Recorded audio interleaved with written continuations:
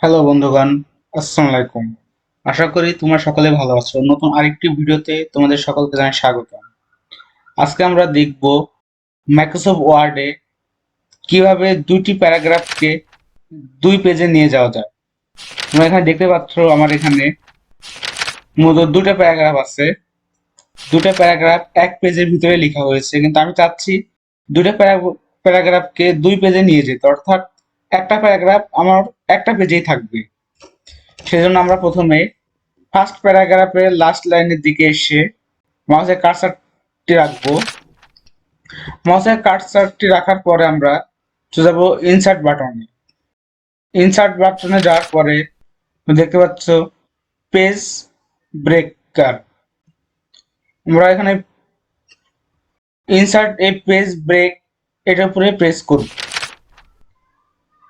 ইনসার্টে page break করার পরে তোমরা দেখতে পাচ্ছ উপরে যে প্যারাগ্রাফটি ছিল সেটি প্রথম পেজে আছে এবং দ্বিতীয় যে প্যারাগ্রাফ এটি দ্বিতীয় পেজে আছে, অর্থাৎ আমার দুইটা প্যারাগ্রাফ দুইটা পেজে ভাগ হয়ে গিয়েছে।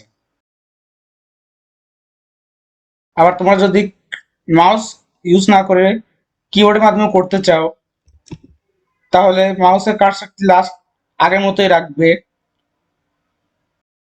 প্রথম প্যারাগ্রাফের লাস্ট লাইনে কার্সারটি প্রেস করে কিবোর্ডের কন্ট্রোল এন্টার প্রেস করবে।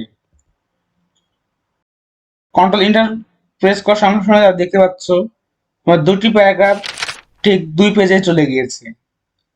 তো আমরা এভাবেই প্রেস ব্রেকের মাধ্যমে প্রতিটি লাইনের অর্থাৎ প্রতিটি প্যারাগ্রাফ এভাবে আলাদা করতে পারি।